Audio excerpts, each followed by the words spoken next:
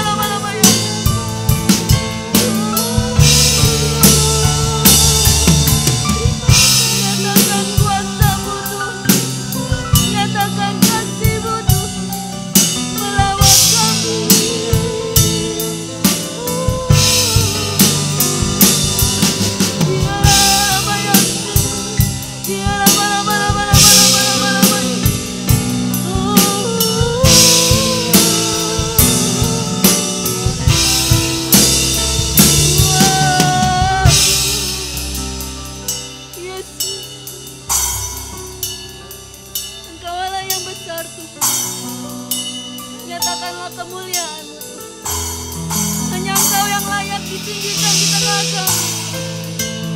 Hanya Engkau yang layak dibesarkan. Ya Rabbal. Terpujilah Engkau Allah yang hidup. Kami bersyukur bahwa kami menyembah Allah yang hidup, Allah yang membela kami, Allah yang mengasihi kami. Kami bersyukur bahwa Engkau ada di dalam kehidupan kami.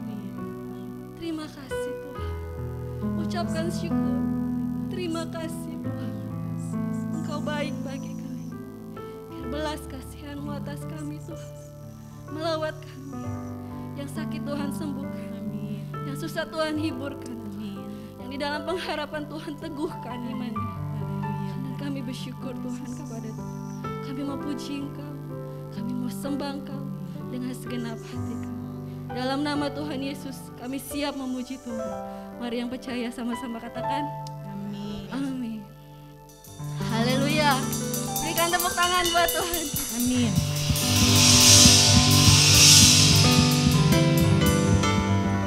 Bersyukur bahwa kita boleh ada saat ini. Beberapa saudara kita mungkin mengalami kebanjiran sehingga tidak bisa hadir. Kita bersyukur bahwa kita dalam keadaan yang aman. Amin. Kita mau puji Tuhan karena kebaikan Tuhan. Mari angkat lagu, satukanlah roh kami ya Tuhan. Amin. Semua bangsa-bangsa akan menyembah Tuhan, Allah yang hidup. Amin.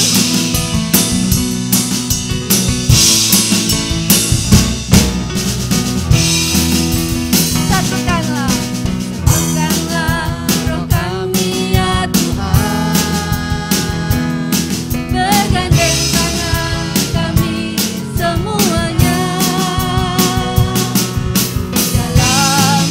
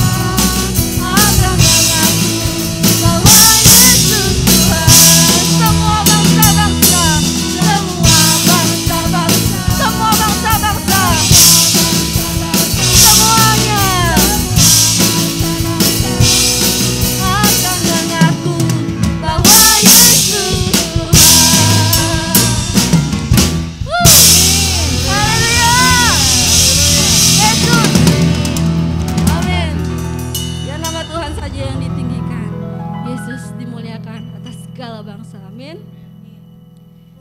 Kita siapkan hati kita untuk menerima firman Tuhan.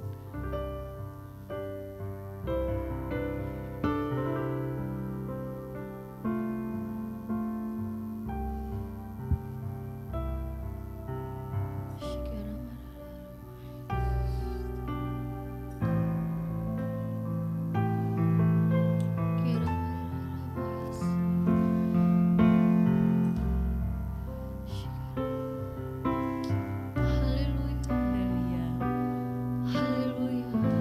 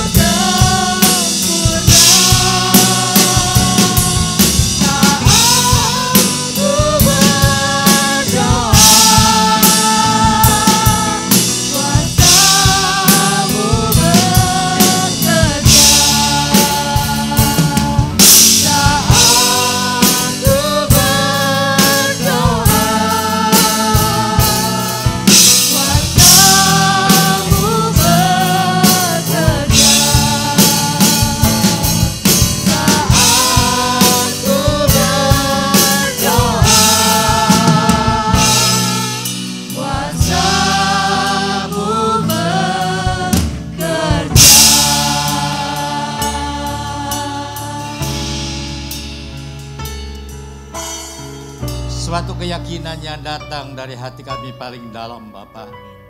Kami percaya ketika kami berdoa kepadamu, maka kuasa-Mu Engkau nyatakan di dalam hidup kami.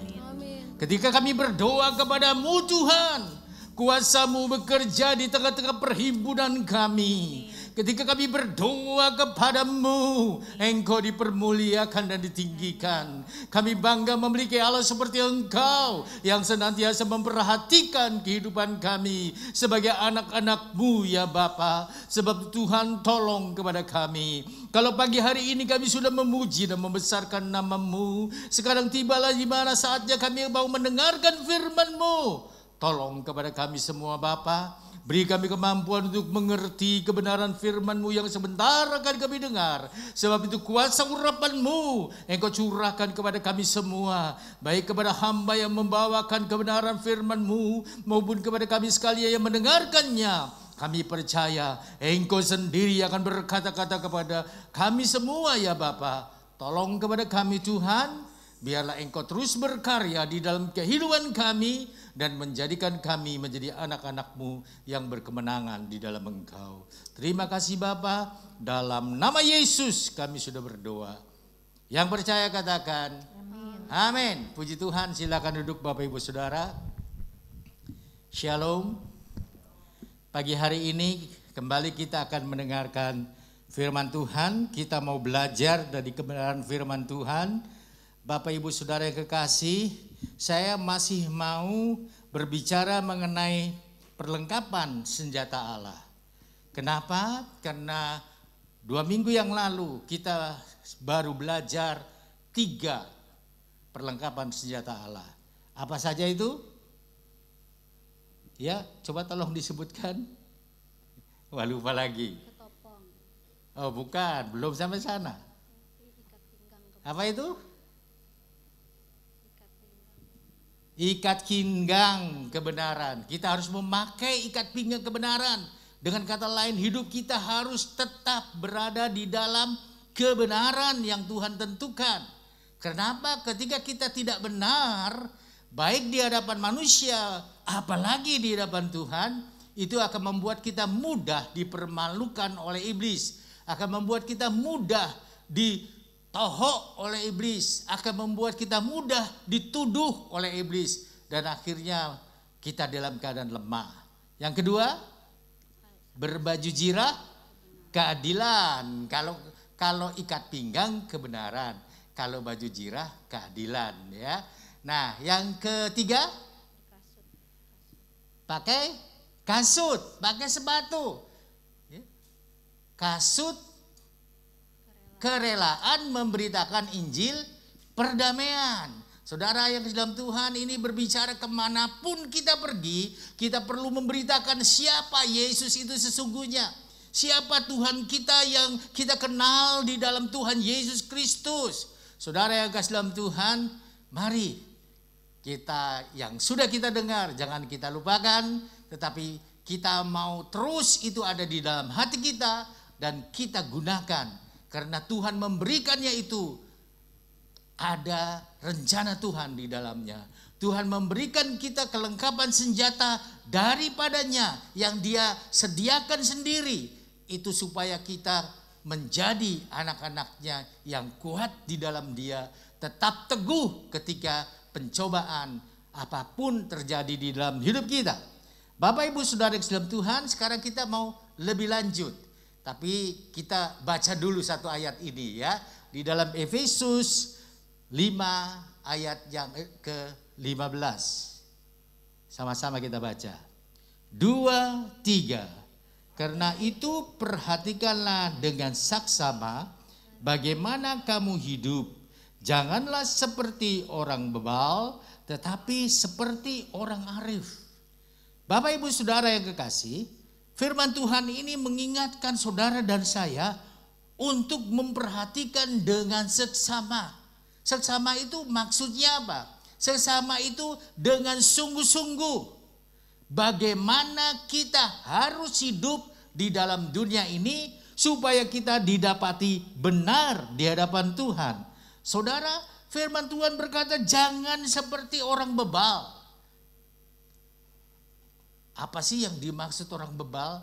Orang bebal itu biasanya diumpamakan juga sebagai orang yang keras kepala. Sudah tahu tapi nggak mau melakukan. Nah, ini orang bebal, saudara. Kita jangan jadi orang Kristen yang seperti itu. Kita jangan jadi anak Tuhan yang keras kepala. Tuhan sudah kasih tahu lakukan ini, nggak kita lakukan. Itu berbahaya di dalam kehidupan kita. Tetapi seperti orang arif, orang yang bijaksana, orang yang pinter, orang yang tahu apa yang harus dia lakukan di dalam hidupnya. Itu yang dimaksud dengan orang arif. Saudara yang dalam Tuhan, artinya apa? Kalau Tuhan memberikan sesuatu kepada kita dan Tuhan minta supaya kita menggunakannya, memakainya di dalam kehidupan kita, ya kita lakukan itu. Jangan kita, ya pokoknya asal ngerti aja. Tidak, saudara, tidak. Kita tidak boleh hanya ngerti firman. Kita tidak boleh hanya dengar firman. Kita tidak boleh hanya baca firman. Tetapi kita perlu melakukan firman itu di dalam kehidupan kita sebagai orang yang percaya kepadanya. Puji Tuhan. Bapak Ibu Saudara yang dalam Tuhan, tolong diklik. Nah, sekarang kita melihat bahwa di dalam Efesus 6 ayat yang ke-11 itu mengatakan, kenakanlah seluruh senjata Allah supaya kamu dapat bertahan melawan tipu muslihat iblis. Firman Tuhan dengan jelas berkata, kenakanlah, pakailah, gunakanlah selengkap. Bukan satu, bukan dua, bukan tiga. Tetapi selengkap senjata Allah. Supaya apa? Supaya kamu dapat bertahan. Kamu itu siapa? Saya dan saudara-saudara. Bertahan terhadap apa? Berhadap tipu muslihat iblis. Iblis tidak datang dengan ancamannya di dalam hidup kita. Iblis tidak datang dengan sesuatu yang menakutkan di dalam hidup kita. Iblis datang dengan rayuannya, dengan tipu muslihatnya. Karena kalau iblis datang dengan sesuatu yang menakutkan, kita udah siap lebih dulu. Oh, kalau seperti ini iblis ini mau nyerang ini. Tidak. Kadang-kadang kita tidak tahu kapan iblis mau menyerang kita. Kadang-kadang kita tidak mengerti kapan iblis mau melemahkan iman kita. Kadang-kadang kita justru terselamur, apa istilahnya itu, tergiur dengan apa yang iblis katakan. Saudara yang kasih dalam Tuhan, sebab itu firman Tuhan, kenakan seluruh perlengkapan senjata Allah. Bapak Ibu Saudara yang kekasih dalam Tuhan, Allah sendiri yang menyediakan senjata-senjata itu. Berarti Allah tahu yang paling baik buat saudara dan saya. Karena dia sendiri yang tahu. Kenapa dia tahu? Oh, dia yang menciptakan kita sebagai manusia kok. Jadi dia tahu persis di mana kelemahan kita, di mana kekuatan kita, dia tahu. Sebab itu Tuhan memberikan senjata-senjata ini supaya kita gunakan agar kita bisa mengalahkan iblis. Saudara yang kekasih dalam Tuhan, itu yang Tuhan mau kita melakukannya di dalam hidup kita. Agar supaya ketika pencobaan datang, masalah datang, persoalan hidup datang di dalam hidup kita, kita nggak jadi bingung. Kita kemudian bertanya-tanya, mana ya Tuhan, kok nggak nolong saya? Mana ya Tuhan, kok tinggalkan saya? Ini kacau kalau seperti ini. Kita tidak boleh jadi orang Kristen yang bodoh. Kita harus menjadi orang Kristen yang pinter.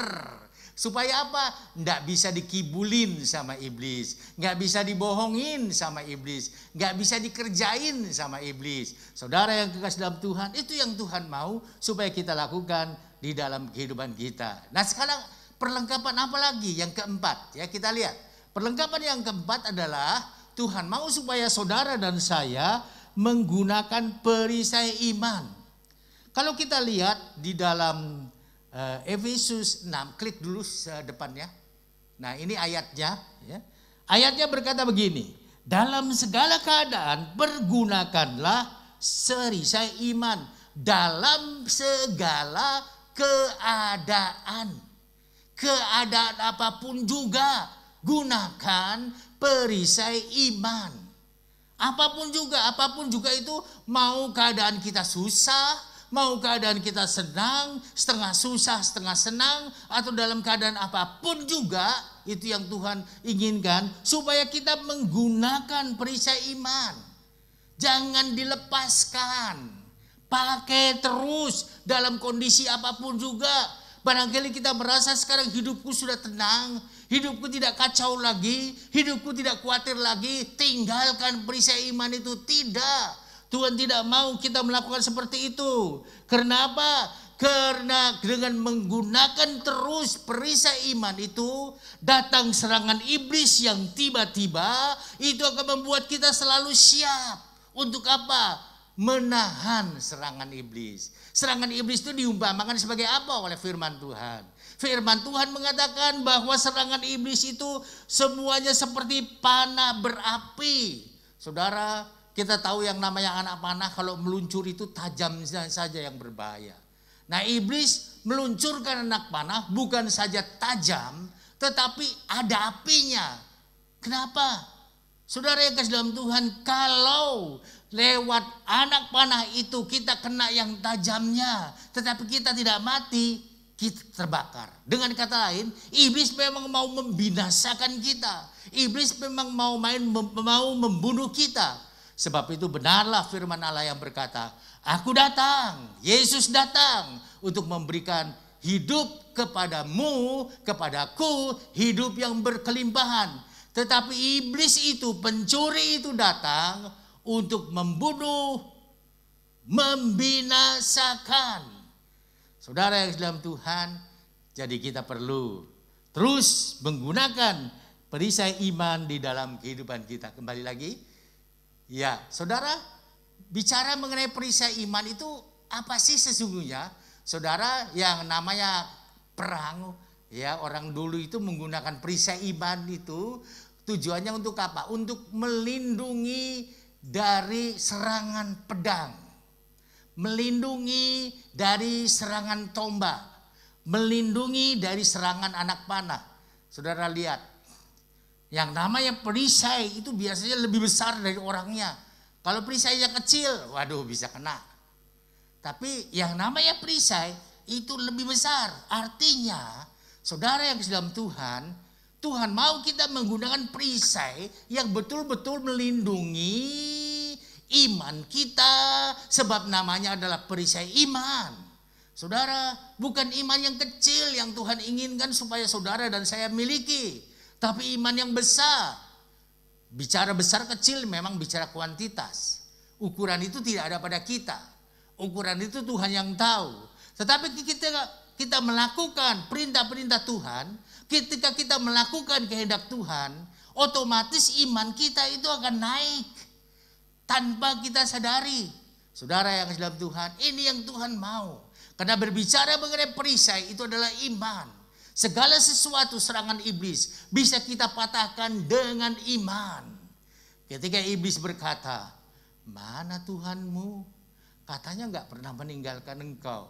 Kita ingat kepada firman Tuhan yang berkata, oh jangan kamu khawatir, jangan kamu gelisah. Sekali-kali aku tidak akan meninggalkan engkau seorang seperti yatim piatu, kata Tuhan. Saudara, ingat semuanya. Ketika Tuhan ketika iblis mencoba menipu kita dengan kata-kata yang mungkin manis, dengan mungkin janji-janji yang mungkin manis. Pada waktu itu firman Tuhan mengingatkan kita, jangan anakku, itu pencobaan namanya. Jangan anakku, itu datang dari iblis. Saudara yang dalam Tuhan, kita bisa membedakan ini suara iblis, suara Tuhan dari mana. Waktu kita mengenal Tuhan dengan baik, saudara bisa mengenal saya dari suara saya tentunya. Saudara tidak akan berkata, oh sekarang ini yang sedang berbicara adalah pendeta Yakub Suyanto. Enggak akan. Pendeta muda Yakub Suyanto. Enggak akan. Karena saudara kenal saya. Juga tidak akan berkata, oh ini adalah PDP Anton. Enggak. Atau pendeta Edi. Enggak. Karena saudara tahu, kenal saya. Demikian juga ketika iblis mulai berkata-kata, ketika iblis mulai menawarkan sesuatu yang kelihatannya baik di dalam kehidupan kita, kita mengerti ini adalah suaranya iblis, bukan suaranya Tuhan. Suaranya Tuhan gak seperti ini. Aku kenal suara Tuhan. Firman Tuhan berkata, Di dalam Injil Yohanes, gembala itu mengenal suara domba-dombanya. Domba-dombaku, kata Tuhan Yesus, mengenal suaraku. Kalau saudara tidak mengenal suara Tuhan, rugi di dalam hidupmu. Suara Tuhan itu datang melalui apa?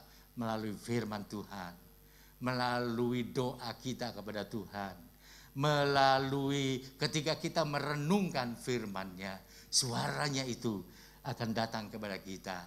Saudara yang kekasih dalam Tuhan, jadi gunanya perisai iman itu adalah seperti itu. Saudara yang kekasih, sebab itu gunakan terus. Supaya kita bisa menangkis, memblock out serangan dari si iblis yang datang di dalam kehidupan kita. Sehingga keimanan saudara dan saya itu tidak tergoyahkan oleh apapun yang terjadi di sekitar kita. 1.000 orang boleh rebah di sebelah kananku. Lebih dari 1.000 orang di sebelah kiriku. 1.000 orang meninggalkan Tuhan. 1.000 orang melarikan diri dari pengikut Tuhan. Tetapi aku mau tetap setia mengiring dia. Kenapa? Ada perisai iman yang kita gunakan. Kalau tidak, kita bisa terseret oleh arus dunia ini. Kita bisa ikut-ikutan gaya hidup yang dunia tawarkan kepada manusia yang lemah imannya. Bapak Ibu Saudara, sehingga di dalam hal ini gunakan senantiasa perisai iman. Kemudian yang ke-6.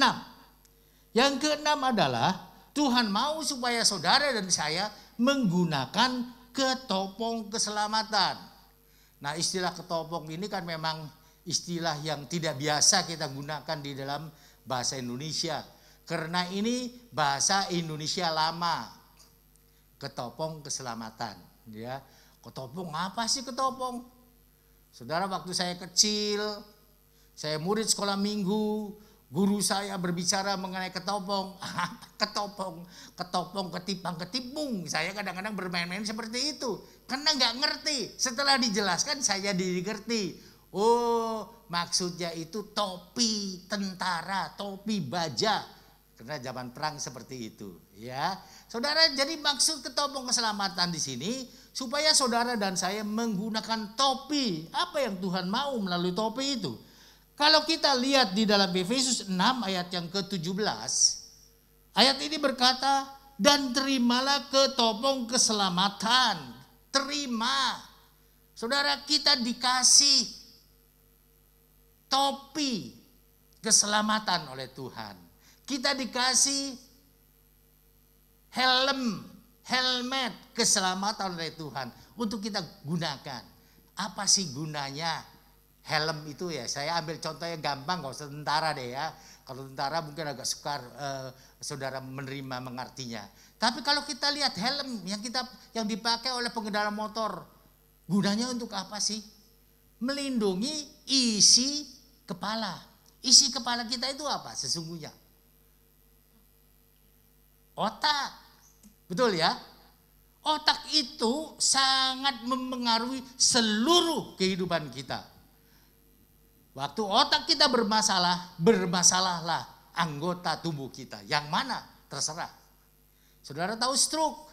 Stroke itu karena ada gangguan aliran darah ke arah otak, membuat orang stroke.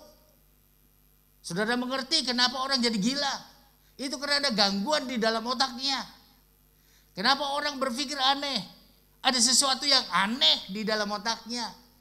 Kenapa orang melakukan yang di luar pemikiran manusia? Iya, karena ada namanya error ya. Otaknya itu error. Saudara, Tuhan tidak mau otak saudara dan saya jadi error.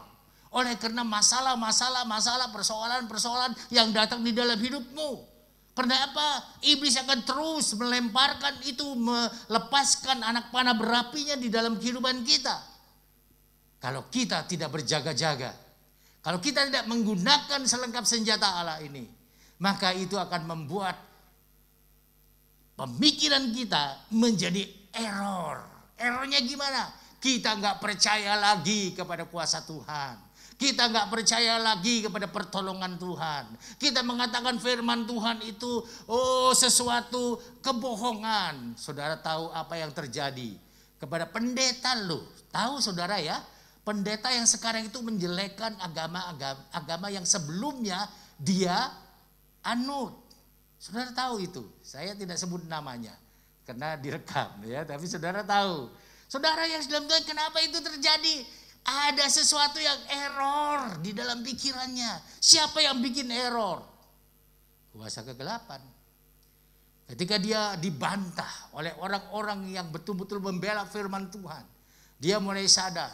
Tetapi dia katakan, tidak, aku mau tetap seperti sekarang. Saudara yang dalam Tuhan, di dalam hal seperti ini, Tuhan mau supaya kita menjaga cara berpikir kita. Way of thinking dari saudara dan saya. Saudara yang kekasih, kalau itu error, itu sangat berbahaya di dalam kehidupan kita sebagai orang yang beriman kepada Tuhan. Balik lagi ke yang pertama. Nah, saudara yang dalam Tuhan, sehingga di dalam hal ini kita perlu menggunakan helmet keselamatan. Istilah sekarang gampangnya, helm keselamatan. Kenapa? Saudara dan saya harus mengerti betul, yakin betul, berpikir betul bahwa saudara dan saya sudah diselamatkan. Kita tidak perlu lagi mencari keselamatan kemana-mana. Saudara dan saya sudah diselamatkan. Saudara, ini harus menjadi pemikiran yang tetap di dalam diri kita. Kalau kita digoyahkan oleh iblis, iblis seolah-olah berkata yang kamu lakukan itu tidak membawa dirimu kepada keselamatan. Kemudian kita mau mencari keselamatan kemana-mana. Tuhan tidak mau itu terjadi. Kenapa? Dia sudah memberikan keselamatan. Melalui apa? Melalui karyanya di kayu salib. Melalui pengorbanannya. Melalui darahnya yang tercurah di Gunung Golgota. Dia memberi keselamatan buat saudara dan saya. Sebab itu saudara yang kasih dalam Tuhan, Tuhan mau supaya kita terus menggunakan ketopong keselamatan ini di dalam kehidupan kita sebagai orang yang percaya. Dengan kata lain, di dalam pemikiran kita ini harus ada pikiran-pikiran yang positif, bukan pikiran-pikiran yang negatif. Bukan. Kalau kita lihat saudara yang kasih dalam Tuhan, di dalam Filipi 4 ayat yang ke-8. Filipi 4 ayat yang ke-8 itu berkata begini. Jadi akhirnya saudara-saudara, semua yang benar, 1, semua yang mulia, 2, semua yang adil, 3, semua yang suci, 4, semua yang manis, 5, semua yang sedap didengar, 6, semua yang disebut kebajikan dan patut dipuji, 7 hal ini yang tadi firman Tuhan katakan semua itu, pikirkanlah semua itu. Itu yang harus ada di dalam pemikiran kita. Sehingga tidak datang distorsi di dalam pemikiran kita. Tidak ada.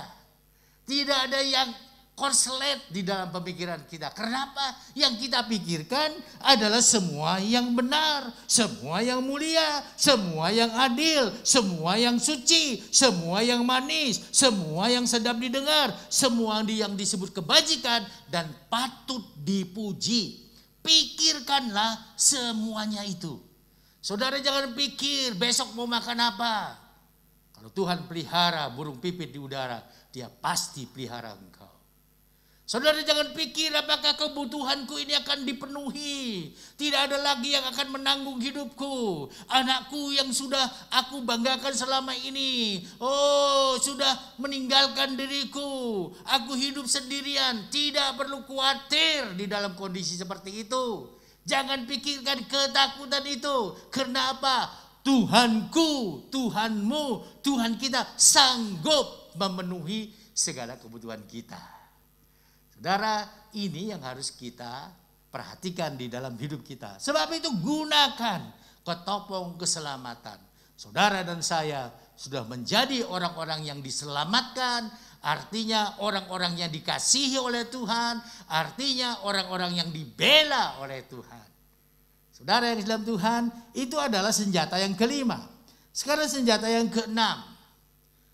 Orang berkata ini adalah senjata yang terakhir. Saya berpikir tidak. Ya, nanti kenapa alasannya nanti saya kemukakan. Saudara, yang keenam adalah pedang roh. Efesus 6 ayat 17 dikatakan, dan terimalah ketobang keselamatan dan pedang roh. Yang dimaksud pedang roh ini apa? Firman Allah. Saudara, terimalah. Terimalah. Tuhan mau supaya kita menerima. Orang yang menerima sesuatu itu. Oh, berarti karena dirinya membutuhkan hal itu. Saudara menerima pertolongan dari orang lain karena saudara membutuhkan pertolongan itu. Betul enggak? Enggak ada kan? Kalau kita enggak butuh pertolongan, terus orang kasih pertolongan kepada kita. Enggak ada. Enggak ada. Enggak ada. Tahu-tahu datang seorang, Pak saya mau menolong Bapak. Lah saya enggak butuh pertolongan. Aneh kalau tiba-tiba seperti itu. Saudara, orang menolong kita karena kita butuh pertolongan. Saudara yang kasih dalam Tuhan, jadi kita menerima pertolongannya. Demikian juga pedang roh itu kita terima dari Tuhan. Pedang roh itu kita terima dari Allah sendiri yang menyediakannya buat saudara dan saya. Saudara, apa itu? Jelas firman Tuhan berkata, bukan tafsiran yang lain-lain, yaitu firman Tuhan. Jadi kalau ada orang yang mengatakan pedang roh itu adalah pedang yang saya buat, yang kecil-kecil ini. Ini digunakan untuk menusuk-nusuk iblis. Dibagikan kepada jemaat semua. Keliru. Firman Tuhan enggak berkata begitu. Firman Tuhan berkata pedang roh itu adalah firman Allah. Saudara yang kekasih dalam Tuhan, bicara mengenai pedang di dalam hal ini, saudara tahu bahwa kegunaan pedang itu untuk apa? Saya bawa pedang bukan buat gagah-gagahan, tidak. Saudara, sebagai tentara yang dikasih pedang bukan buat gagah-gagahan, tapi untuk apa? Untuk melawan. Kalau perisai memang untuk menangkis, bertahan. Tapi kalau pedang gunanya untuk melawan, menyerang. Waktu iblis menyerang saudara, kita jangan hanya bertahan. Waktu kita hanya bertahan, sampai kapan kita kuat untuk bertahan? Tuhan mau supaya kita melawan. Makanya Tuhan kasih kepada kita pedang roh, yaitu firman. Saudara yang di dalam Tuhan, sebab itu jangan anggap sepele tentang firman ini. Ya, ada orang yang anggap enteng tentang firman lah. Dari kecil juga sudah dengar cerita tentang Tuhan kok. Ya itu kan firmannya, betul. Tapi bukan sekedar dengar saudara. Bukan. Dari kecil udah ngerti saya seperti itu, betul. Tapi bukan sekedar ngerti, artinya menggunakan pedang roh firman Allah ini di dalam kehidupan kita. Sebagai orang yang percaya kepadanya. Saudara yang kasih dalam Tuhan, kenapa? Itu untuk menyerang, ya, untuk menyerang. Di dalam hal inilah Tuhan mau supaya saudara dan saya melawan. Lawanlah iblis, maka dia akan lari daripadamu. Tapi ada syaratnya. Tunduklah kepada Allah. Kita perlu tunduk kepada Allah sebelum kita melawan iblis. Artinya apa? Pakai seluruh senjata Allah itu. Supaya apa? Supaya iblis tidak punya peluang untuk menyerang kita balik. Saudara, kalau saudara sedang melayani Tuhan dengan berapi-api, saudara melayani Tuhan dengan semangat yang tinggi, hati-hati, be careful. Kenapa? Karena iblis akan melakukan serangan balik. Dia tidak senang saudara dan saya menjadi pengikutnya yang setia. Dia tidak senang saudara dan saya menjadi pengikutnya. Oh, yang serius dia dapatnya, yang sungguh-sungguh dia dapatnya. Menjadi serius kepada Tuhan. Itu Tuhan tidak, iblis tidak suka di dalam kehidupan kita. Sebab itu dia siapkan serangan balik. Saudara yang dalam Tuhan, dan firman Tuhan katakan lawan, tusuk iblis itu. Pakai apa? Pakai pedang. Sebab itu gunanya pedang di samping untuk menangkis bisa, tapi juga untuk menusuk. Saudara yang kekasih dalam Tuhan, di dalam hal ini firman Tuhan yang kita mengerti itu perlu kita lakukan di dalam hidup kita. Waktu kita melakukan firman Tuhan, itu artinya kita menusuk iblis, saudara. Menusuk iblis. Iblis gak keberatan, saudara mau dengar firman Tuhan dari pagi sampai malam, gak keberatan. Iblis gak keberatan saudara baca Alkitab itu dari kitab Kejadian sampai tamat di Wahyu, gak keberatan. Iblis gak keberatan. Oh saudara belajar firman setiap hari, gak keberatan. Tetapi yang iblis takutkan ketika kita melakukan apa yang kita baca.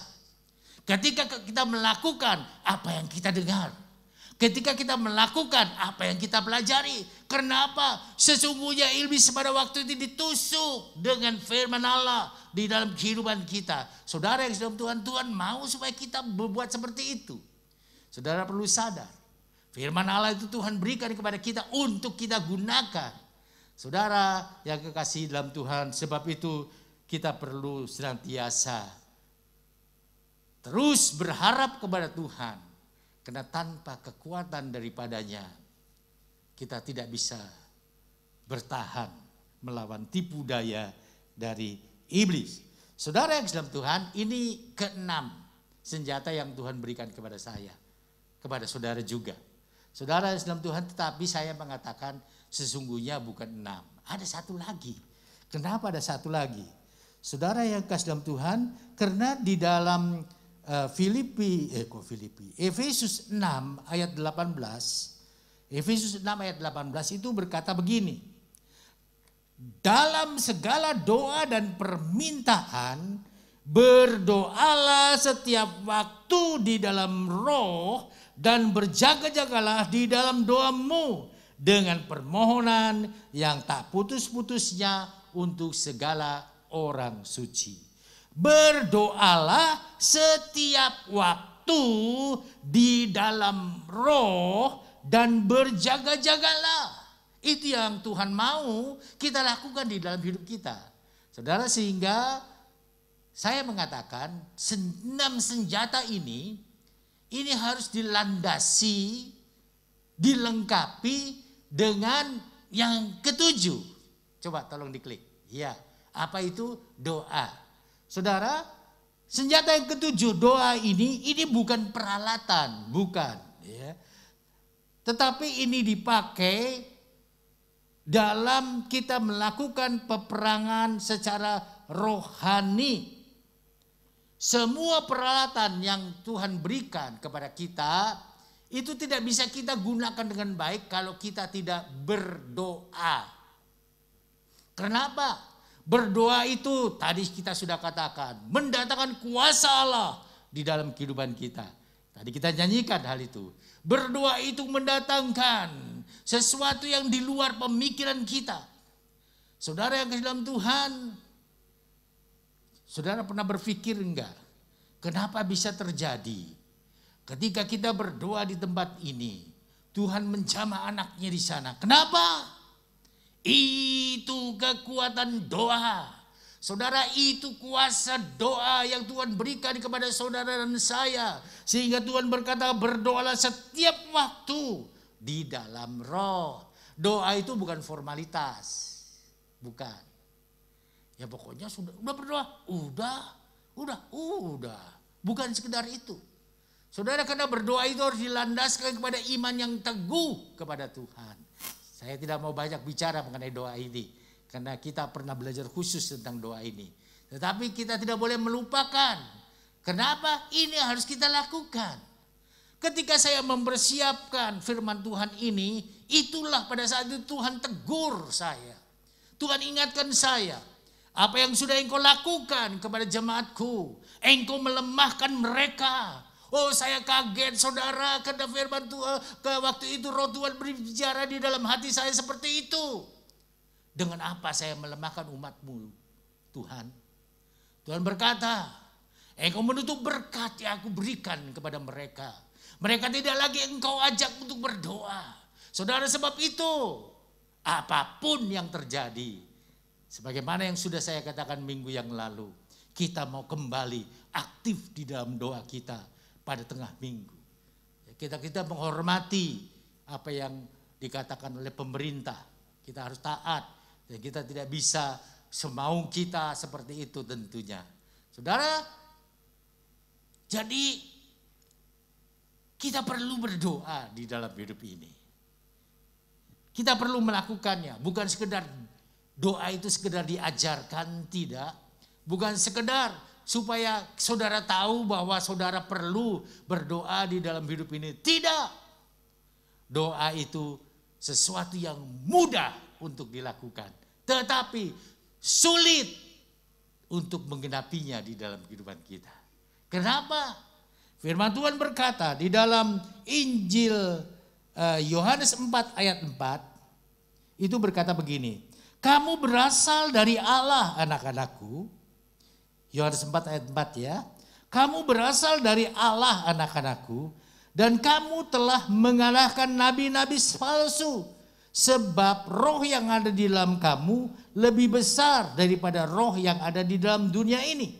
Saudara yang kasih dalam Tuhan, ini memberitahukan kepada saudara dan saya bahwa ketika kita lemah, ketika kita mulai malas berdoa, firman Tuhan berkata, sadar dan ingatlah anak-anakku, kamu itu berasal dari Allah.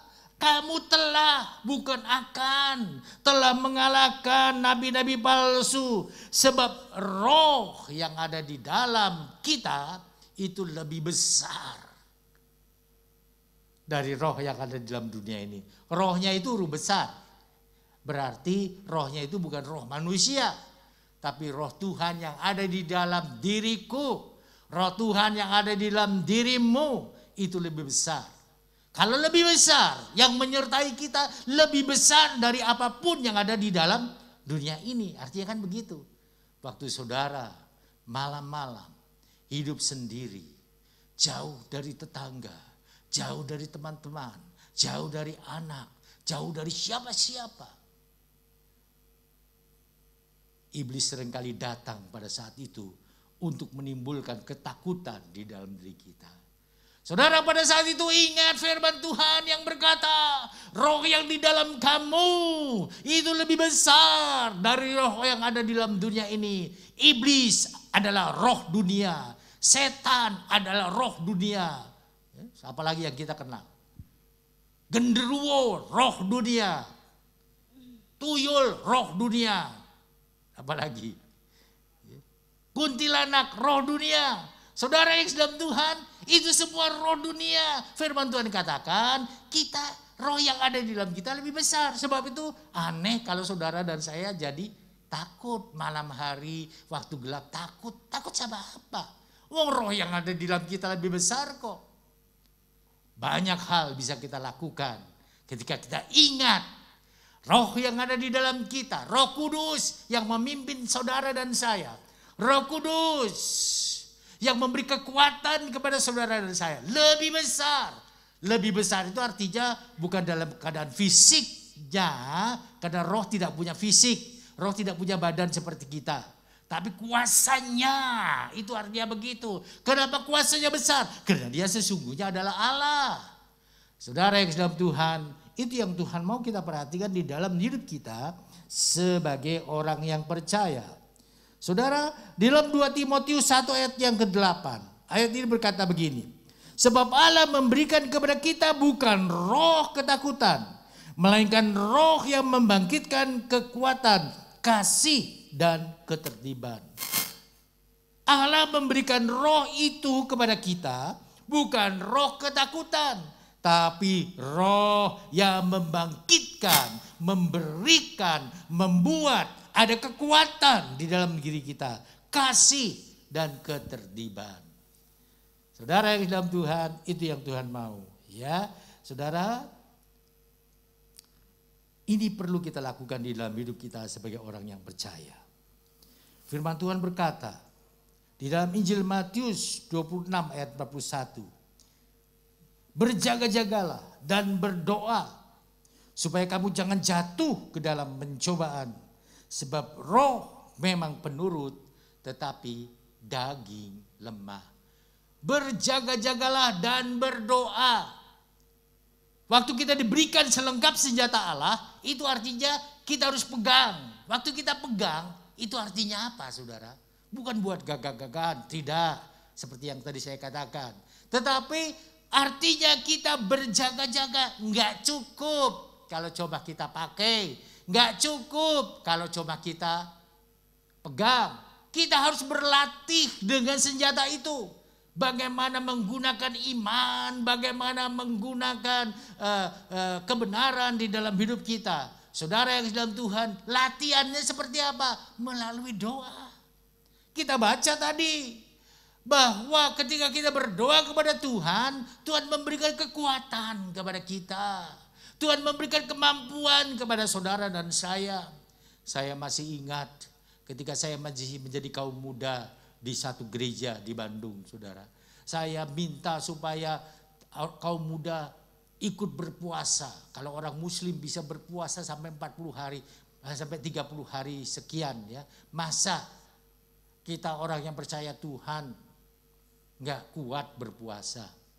Ada yang berkata, oh seperti ini. Oke, sekarang mau melakukan apa enggak? Kuncinya cuma di situ. Mau atau tidak? Mau. Oke, kalau mau kita semangat. Mau ya semua? Mau. Mari kita lakukan.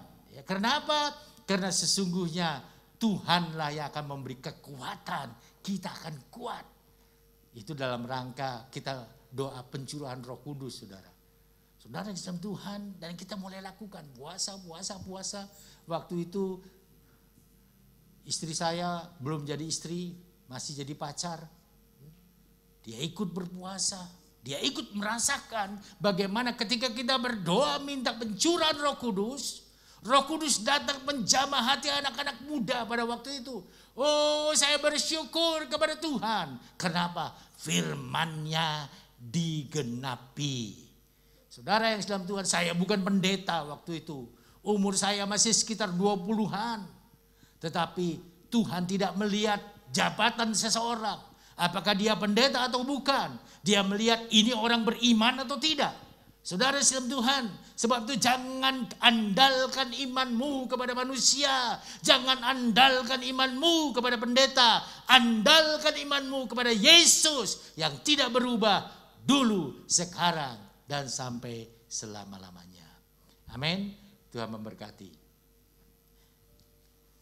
Kita menyanyikan pujian yang mengatakan, zaman sekarang berjagalah, lihat dunia bergelora.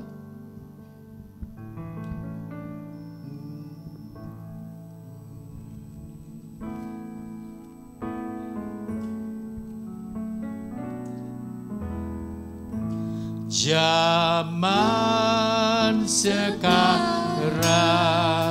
berjagalah,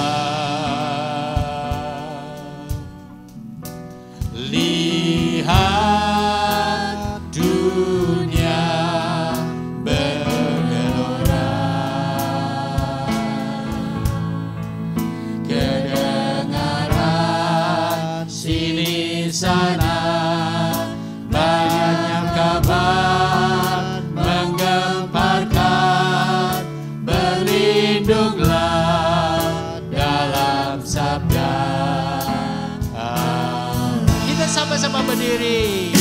Zaman sekarang berjagalah. Zaman sekarang berjagalah. Oh Jesus, lihat dunia bergelora,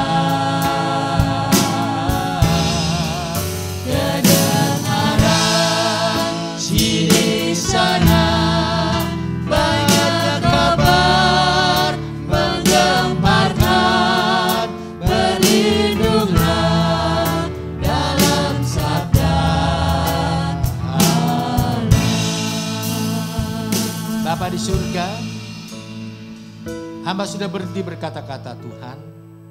Allah Roh Kudus terus berbicara di dalam hati anak-anak-Mu, menggenapkan firman-Mu. Kami percaya Tuhan, dengan kami menerima kebenaran dari Engkau, maka kami akan menjadi anak-anak-Mu yang berkemenangan di dalam Engkau. Terima kasih Bapa, dalam nama Yesus kami sudah berdoa. Amin. Silakan duduk Bapak Ibu Saudara. Pada pagi hari ini ada beberapa hal yang ingin kita lakukan. Yang pertama adalah di antara Bapak Ibu Saudara, barangkali ada yang sudah mendengar atau masih ingat, saya tidak tahu persis, tetapi ada di antara kita yang mau mengucap syukur kepada Tuhan pada pagi hari ini. Ya, saudara yang dalam Tuhan, mengucap syukur dalam rangka apa? Mengucap syukur dalam rangka Tuhan sudah memelihara pernikahan anaknya ini selama sekian belas tahun. 15 tahun. Ya, saudara kita itu adalah saudara Christine ya dengan suaminya saudara Yonatan. Ya, sekarang sudah punya anak ya, kita panggilnya Ibu Christine dengan Bapak Yonatan. Saudara yang kasih dalam Tuhan, mereka mau bersyukur kepada Tuhan. Saya bersyukur kepada Tuhan. Kenapa? Ini merupakan langkah iman. Firman Tuhan berkata bersyukurlah dalam segala keadaan. Dan itu dilakukan oleh anak-anaknya. Ya, tidak usah menunggu nanti kalau sudah 25 tahun baru bersyukur. Itu kan menurut manusia. Ulang tahun pernikahan perak namanya. Oh, nggak usah menunggu sampai kapan, tidak. Anytime. Setiap saat kita harus bersyukur kepada Tuhan. Saudara, saya ikut gembira karena mereka bertumbuh di dalam Tuhan. Mereka betul-betul menerapkan apa yang mereka dengar, apa yang mereka yakini di dalam hidupnya. Saudara yang dalam Tuhan, dan mereka merasakan kuasa Allah yang senantiasa nyata di dalam kehidupan orang beriman. Ketika mereka memerlukan pertolongan Tuhan, mereka berdoa kepada Allahnya yang hidup. Allahku, Allahmu, Allah kita semua. Dan Tuhan jawab doanya. Sebab itu di samping merayakan hari pernikahan, mereka juga mau mengucap syukur. Karena Tuhan memberikan kemampuan kepada mereka untuk mereka membeli satu rumah di Palem Semi ya. Di Palem Semi. Saudara yang kasih Tuhan, usianya masih muda. Tuhan tidak melihat usia muda, rambut putih, tidak. Yang Tuhan lihat adalah iman kita. Sebab itu saudara yang dalam Tuhan, mari kita lakukan. Karena firman Tuhan itu tidak menipu saudara. Yang menipu saudara adalah iblis. Karena iblis pada dasarnya bapak penipu, bapak pembohong. Tapi Tuhan tidak. Ya. Sebab itu kita mau terus hidup sesuai dengan kebenaran firman-Nya. Ya. Saudara, bukan hanya itu. Ya, ini saya mendahului yang berulang tahun nih. Kebetulan ini berkaitan juga suaminya, Bapak Yonatan berulang tahun. Jadi mereka triple ucapan syukurnya. 1, pernikahan. 2, Tuhan memberikan rumah. 3, ulang tahun dari. Ini bukti Tuhan memelihara orang yang percaya dan mengandalkan Dia di dalam hidupnya. Ya, sebab itu nanti kita mau berdoa buat kedua saudara kita ini. Ya, kemudian kan tadi sudah disinggung yang berulang tahun. Yang berulang tahun pada minggu ini ada beberapa. Tanggal 18 Februari, Ibu Dira Yutianingsih, istri dari Bapak Daud. Mungkin tidak datang ya, karena kan situasinya lagi banjir di sana sini. Ya, kita nggak tahu kondisi di daerah rumahnya. Kemudian yang kedua tanggal 20 Februari Bapak Franky. Biasanya datang jam kedua, ibadah kedua. Kemudian yang berikutnya adalah tadi sudah disebutkan Bapak Yonatan Sutono. Ini tanggal 20 Februari juga. Dan berikutnya tanggal 21 Februari Ibu Yen Ik. Biasanya juga jam kedua. Ini yang kita kenal dengan Ibu Ama ya. Nah, saudara, kita mau berdoa bersaudara-saudara kita ini supaya Tuhan senantiasa menolong kepada hidup mereka. Tuhan jaga mereka di dalam kesehatan sehari-hari, di dalam kehidupannya, juga di dalam imannya kepada Tuhan Yesus Kristus. Ya. Kemudian di antara Bapak Ibu Saudara ada yang perlu dukungan doa. Ibu Giokni, Bapak Suharyanto, Ibu Suharyanto, kemudian Ibu Yanli, ada lagi yang lain di atas? Tidak ada ya? Baik, Bapak Ibu Saudara, saya mohon supaya kedua saudara kita yang merayakan hari pernikahan untuk maju ke depan. Kita mau berdoa. Kenapa saudara? Yang namanya pernikahan itu gampang dilakukan, tapi memelihara pernikahan itu sulit. Oh, tantangannya banyak, yang harus dihadapi cukup banyak. Kalau nggak bisa bertahan sesuai dengan firman Tuhan, gone. Terjadilah yang namanya perceraian, perpisahan. Tadinya saling mengasihi, bisa jadi saling membenci. Kenapa? Karena firman Tuhan tidak dipegang di dalam hidupnya. Saudara, sebab itu kita bersyukur. 15 tahun bukan waktu yang kecil, waktu yang cukup panjang. Tetapi ini membuktikan Tuhan mengasihi keluarga ini. Kita sama-sama berdiri, silakan maju ke depan. Kita mau berdoa untuk kedua saudara kita ini, juga kepada yang berulang tahun, dan nanti terakhir kita berdoa untuk mereka yang membutuhkan dukungan doa. Ya, saudara angkat tangan ya, arahkan kepada kedua saudara kita ini, kita berkati kedua saudara kita ini, karena mereka Tuhan sudah pelihara sekian lamanya di dalam pernikahan.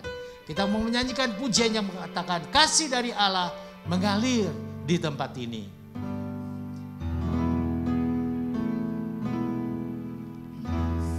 Kasih dari Allah mengalir di tempat ini. Kasih dari surga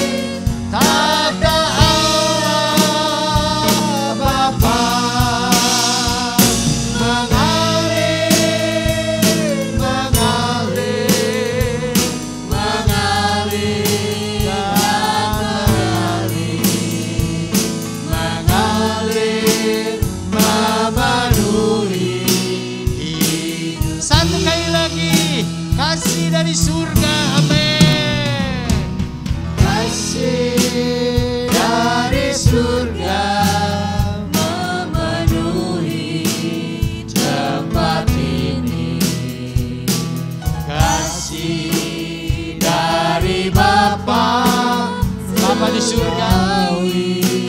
Engkau yang sudah mempersatukan kedua anak ini Bapa.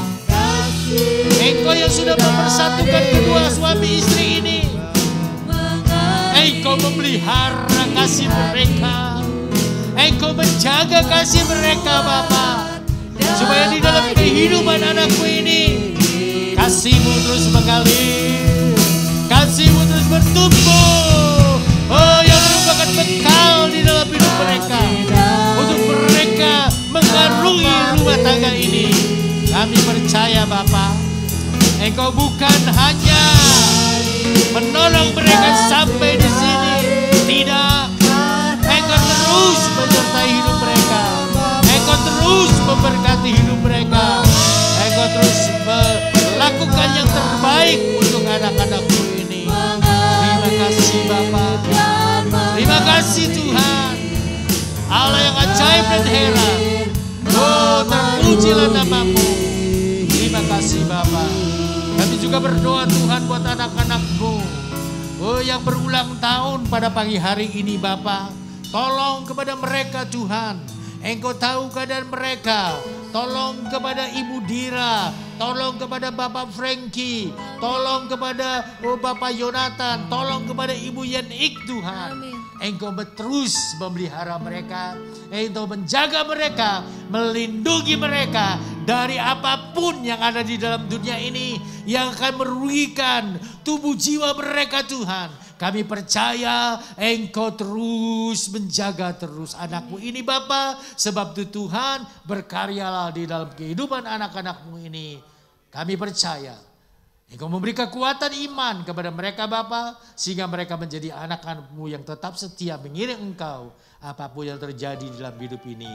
Kami juga berdoa Tuhan buat anak-anak-Mu yang memerlukan dukungan doa. Yaitu Bapak Suharyanto, Ibu Suharyanto, Ibu Yanli, Ibu Gyokni Tuhan. Mereka adalah anak-anak-Mu yang juga setia kepada-Mu. Mereka berteriak memanggil nama-Mu. Karena mereka tahu pertolongan itu datang dari atas. Pertolongan itu datang dari Engkau. Pada siang hari ini Bapa, mereka melepaskan imannya kepada-Mu. Sebab itu Tuhan, Engkau jamah mereka. Oh, kuasa-Mu terjadi di dalam kehidupan anak-anak-Mu ini. Di dalam nama Yesus, kami percaya Tuhan, Engkau berkarya di dalam kehidupan mereka. Terima kasih Tuhan, Allah yang ajaib dan heran. Apapun yang menjadi keperluan mereka, Engkau sanggup melakukannya. Terpujilah nama-Mu. Sebentar kami mau pulang, tinggalkan tempat ini Bapa. Sertai kami di dalam perjalanan. Tibakan kami dengan selamat di rumah kami masing-masing. Kami percaya Tuhan, Engkau terus menyertai kami. Kita akan menerima berkat. Arahkan mata rohani saudara kepada Yesus. Berkat itu datang dari atas, dari Tuhan Yesus. Terimalah dengan iman. Dalam nama Yesus, Tuhan memberkati rumah tanggamu. Amin. Dalam nama Yesus, Tuhan memberkati usahamu. Amin. Dalam nama Yesus, Tuhan memberkati masa depanmu. Amin. Sebab itu sidang jemaat yang dikasihi Tuhan, sekarang pulanglah dalam damai sejahtera dari Allah Bapa yang melampaui segala akal, yang memelihara pikiran dan hatimu di dalam Kristus Yesus, dan kasih karunia Tuhan Yesus Kristus yang telah menyelamatkan saudara, serta kuat kuasa Roh Kudus yang memimpin, menyertai, mengurapi, menolong, membuat saudara berhasil mulai hari ini sampai Maranatha Tuhan Yesus datang kembali. Bapa, terima kasih.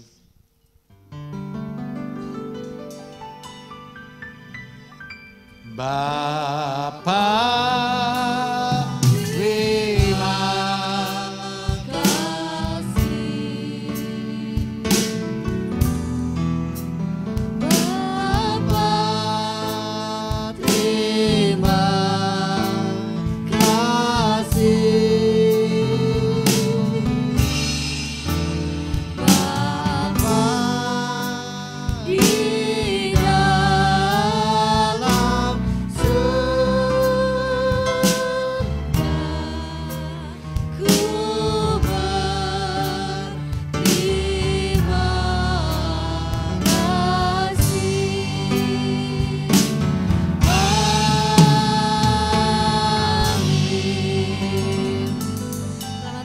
ibadah selesai. Tuhan Yesus memberkati.